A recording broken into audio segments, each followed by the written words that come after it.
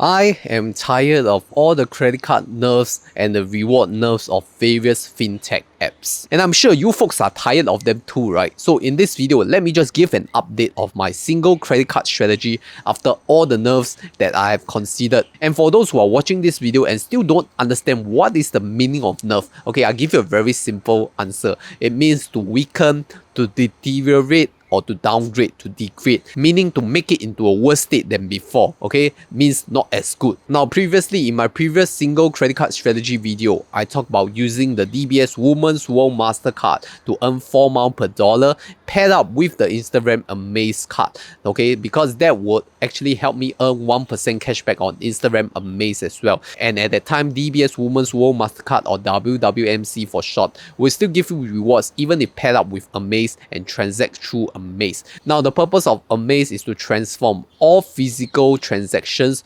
whether they are offline transactions or they are cheap transactions, into online payment methods and online transactions, and that will give you rewards with the DBS Women's World Mastercard or any card that gives you rewards or cashback on online rewards, right? But you see, just right after I made the video, DBS announced the nerf in April. I mean, are they watching my video and see that, hey, Ani Mani, you make video on this, right? We nerf. No, I suspect they are watching my video, you know. So the fact is, DBS have nerfed the rewards and cashback for any transactions that has Amaze with it. So you can no longer use Amaze with any DBS issued credit cards. And that's a bummer, right? Because DBS Women's World Mastercard has been quite a good card for the fact that it does not exclude travel transactions. That means you can use your DBS Women's World Mastercard to book online hotels, even in foreign currencies through Amaze. You will not be charged that foreign currency fee, which was a very good offer. And the fact that DBS Women's World Mastercard had a very high spend limit, right? Like $2,000 you can earn your 4 miles per dollar. For other cards, it's maybe like $1,000 per month. But DBS gives you $2,000 per month for Women's World Mastercard. But the real sad thing is that if you look at other competitor credit cards, even from Citi, Standard Chartered, HSBC, none of them could give you very good cashback or rewards on foreign currency travel spend like hotels, airfares denominated in foreign currencies. And there comes a big headache. That sounds like a really bad news, right? But what about some good news from the sponsor today? I want to ask you one simple question. Do you believe in Tesla? Because you have missed a free Apple share, free Microsoft share, and even free Google share in the previous Weibo campaigns. But do you know that Weibo has upped their game again? And this time round, they are giving you $130 worth of Tesla shares. You heard that right? It's $130 worth of TSLA shares. That is the record high. What you need to do is to deposit at least 2,000 Singapore dollars and make one buy order of US stock or ETF. Also, this time round, you have to complete an options trade, so you can buy a put or a call option for the short term, and at the same time maintaining your balance of 2,000 SGD by not making any withdrawal orders for 30 days. And you must be wondering why $130, right? Maybe it's related to the Tesla stock split recently from 1 stock into 3 stocks. So hurry up and sign up for a Weibo account using my referral link down below.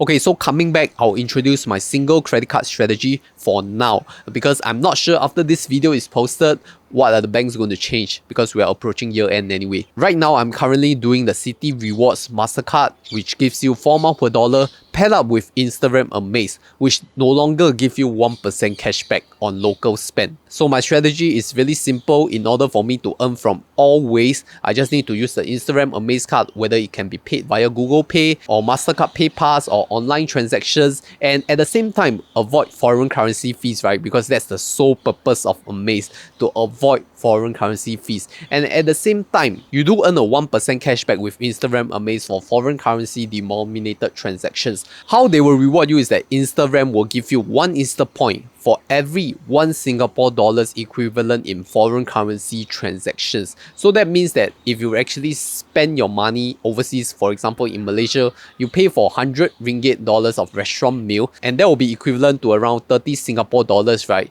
That means that you'll get 30 Insta points out of these 30 Singapore dollars, which is equals to 1% cashback. Because how Instarem Amaze redemption works is that for every 2,000 points, you can exchange for a $20 Amaze wallet credit, and then then this Amaze wallet credit, you can use it to spend on other stuff, right? For me, I use it to top up to my GrabPay wallet. But you have to note on the Instagram Amaze cap, because it's capped at 500 Singapore dollars equivalent worth of foreign currency transactions. So for example, you're buying like a luxury handbag which can cost up to 7,000 US dollars, then you have to note that your 1% cashback will only apply to the first 500 Singapore dollars equivalent. Any other above the $500 Singapore equivalent, they will not be entitled to 1% cashback. So it's best if you can ask the merchant to split the transaction. Okay, don't too much, otherwise the cashier will be annoyed. So the more you can split, the better it is. So that's for foreign currency spend. How about for local currency spend? I will still use the Instagram Amaze card because I don't have to think, right? I go to restaurants, I use my Instagram Amaze via Google Pay. I go to shopping centers, I go to grocery stores, I will just use Instagram Amaze because it will just convert all my transactions to online, which is eligible for 4 miles per dollar or 10x points on Citi Rewards card, right? I mean, Citi Rewards is a very awesome card, but the bad thing is that Citi Rewards doesn't give you 4 miles per dollar for travel transactions like your hotels, your airfares, your tour attractions, all this. If you want to go holiday, Citi Rewards is not the right card for you. And also, I want to answer this question because this question has been asked a lot in my Telegram group. Does overseas hotels denominated in foreign currencies earn you 4 miles per dollar with Citi Rewards with Amaze card? The answer is definitely no lah. It doesn't matter whether it's foreign currency or local currency, as long as it's travel category. Even if it's online spend, will not earn you any 4 miles per dollar. So don't ask this question again in the group. Oh, by the way, if you don't know what group I'm talking about, it's the Telegram group right here, because we have a bunch of community experts which can give you very good data points on credit card spending, credit card rewards, and how you should use each of the credit cards. So join the Telegram group at HoneyMoneySG. Anyway, if you want to look for a specific credit card for travel, then why not consider the next single credit card strategy, which is HSBC Revolution Visa, which gives you 10x points or 4 miles per dollar on a few whitelist categories, and travel being one of them. The good thing about HSBC Revolution Visa is that no minimum spend is required for you to earn 10x points, and also the miles will only expire like 37 months later. So that's a good 3 years where you could accumulate the points and then redeem it all in one go. If you want the miles, right, that's equivalent to 4 miles per dollar. But if you don't want the miles and you want the cashback, because some of you are in the cashback game, then at least the 10x points can be converted to 2.5% equivalent of cashback. So it's really versatile for HSBC Revolution Visa. You can do the cashback game or you could do the miles game with it. And I know some of you may be shunning 2.5% cashback is such a pittance. Oh my god, so weak. But you don't realize that HSBC Revolution Visa does not have minimum spend. And for cards with no minimum spend, getting 2.5% cashback is not too bad, right? Just that it has a cap of first $1,000 spending per month. So it's not really suitable for large purchases. That is why for most people who get the HSBC Revolution Visa, they are playing the miles game because they are getting 4 miles per dollar. Now, 4 miles per dollar, in my opinion, is definitely superior to 2.5% cashback. But if you really don't want to think so much, you just want to have one single credit card, then just go for HSBC Revolution Visa. Because if you look at the categories, they are quite wide, you know, these whitelist categories. Like your travel spend on airlines, car rental, lodging, all these hotel spend, your department stores and retail stores, even online, right? And then your supermarkets, your dining food category, okay, your transportation and membership plus. But it will exclude Simply Go bus rides, by the way. I have checked that. So depending on your own value of the mile, you go and work out for yourself whether it's better for you to redeem 4 miles per dollar or 2.5% cashback. For myself, I value 4 miles per dollar equivalent to 5 to 6% cashback. So unless there is a 5 to 6% cashback card, then I think that's equivalent to 4 miles per dollar. Otherwise, I will not redeem the reward points for anything other than miles. But what if you really prefer the cashback game, right? Then HSBC also have this advanced credit card.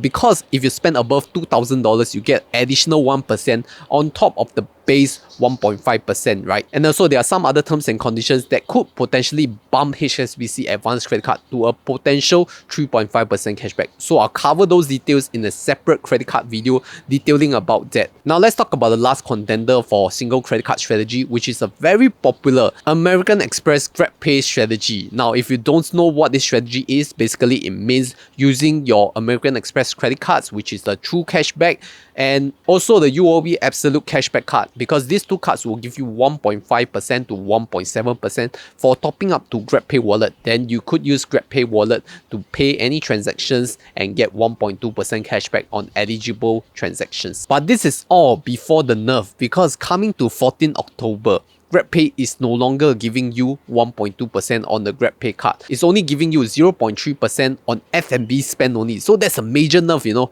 from like 1.2% to almost everything to 0.3% in just F&B spend for GrabPay card. And you see that put a major dent on your single credit card strategy, because previously you could get 2.7% to 2.9% if you do the Amex GrabPay strategy stack, right? But now without the 1.2%, where are you going to get that 2.7 to 2.9%? It will just drop back down to the 1.5 to 1.7% cashback. Now you see, it's not that it's useless now, because the fact is that most merchants actually still do not accept American Express. So GrabPay card can still be used as a proxy to pay these merchants who do not accept American Express but they accept Mastercard. And also the fact that you could still use your GrabPay card to pay for other kind of non-eligible transactions on your AXS portal, right? Like your insurance, your income tax, your education tuition fees, your housing development board or town council fees. All these you can pay via the AXS machine using your GrabPay card, which does not even earn you any reward points previously as well. So the nerf has no impact to these people who are using